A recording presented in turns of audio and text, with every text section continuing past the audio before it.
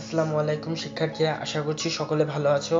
তো আমাদের আজকের ক্লাস ইংলিশের উপরে। আমাদের কাছে অনেক সময় এমন সেন্টেন্স আসে যেগুলো আমাদের কাছে একেবারে অজানা। তো আজকে আমরা সেই সকল সেন্টেন্স নিয়ে আলোচনা করব। আশা করছি তোমাদের ক্লাসটি ভালো লাগবে। তো ক্লাসটি শুরু করা যাক। তো আমাদের প্রথম যে সেন্টেন্স সেটা হলো কোনো কিছু করার কথা আছে অথবা ছিল।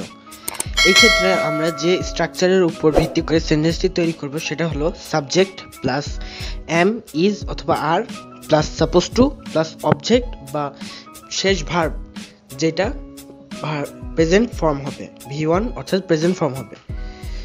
তো একটা উদাহরণ দিয়ে বোঝায়, যেমন আমার যাওয়ার কথা আছে। তাহলে এখানে আমরা স্ট্রাকচার অনুসারে লিখব I am suppose to go. এরকমই যদি আরও কিছু বলা হয়, যেমন আমার খাওয়ার কথা আছে, তো এখানে আমরা ঠিক একইভাবে লিখব আই এম সাপোজ টু ইট। অথবা যদি অন্য কিছু বলে তাহলে আমরা সেভাবে করব। তো এবার আমাদের যেটা সেটা হলো আমার যাওয়ার কথা ছিল। তাহলে আমরা এখানে লিখব স্ট্রাকচার অনুসারে I was suppose to go, কারণ যখন পাস্ট টেন্সে বলা হবে তখন ওয়াজ অথবা ওয়ার ব্যবহার করব আমরা। এবার আমাদের দ্বিতীয় যে সেন্টেন্স সেটা হলো কোনো কিছু করতে হবে।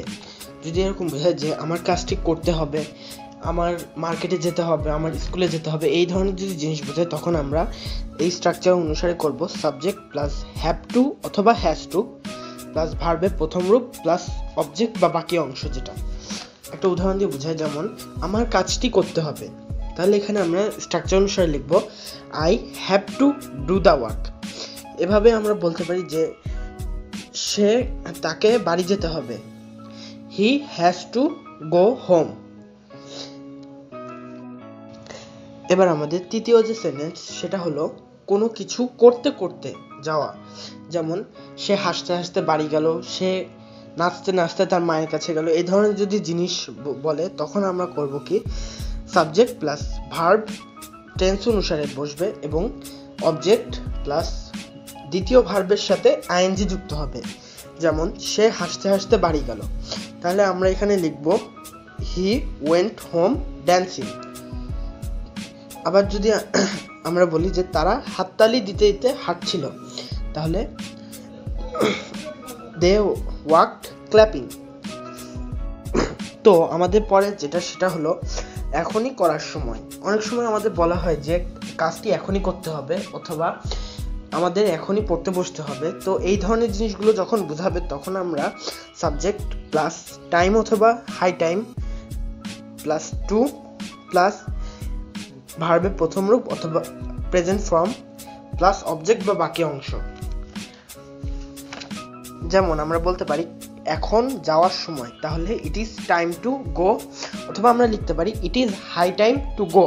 এবার আমরা যে সেন্টেন্সটা করব সেটা হলো কোনো কাজের সক্ষমতা বোঝাতে। তো এই ক্ষেত্রে প্রেজেন্টের জন্য আমরা প্রেজেন্টের স্ট্রাকচার ব্যবহার করব এবং পাস্টের জন্য আমরা পাস্টের স্ট্রাকচার ব্যবহার করব। একটি উদাহরণ দিয়ে বোঝা, যেমন সে জীবনে সফল হওয়ার জন্য কঠোর পরিশ্রম করছে। তাহলে এখানে he is working hard so that he can success in life.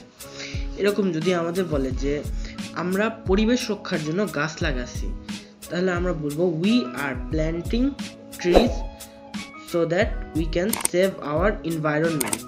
তো এরকমই যদি সেন্টেন্স আসে আমাদের কাছে তাহলে আমরা সক্ষমতার যে দুটো স্ট্রাকচার, এই দুটো স্ট্রাকচার দিয়ে সেন্টেন্সগুলো লিখব। এবার যেটা হলো সেটা হলো কোনো কাজে অক্ষমতা বোঝাতে। এখানে আমরা প্রেজেন্টের ক্ষেত্রে প্রেজেন্টের স্ট্রাকচার এবং পাস্টের ক্ষেত্রে পাস্টের স্ট্রাকচারটা ব্যবহার করব। কোনো কাজে অক্ষমতা বোঝানোর একটা উদাহরণ হলো সে এতই অলস যে সে ভালো ফলাফল করতে পারছে না। তাহলে আমরা স্ট্রাকচার অনুসারে লিখব he is so lazy that he can not make a good result.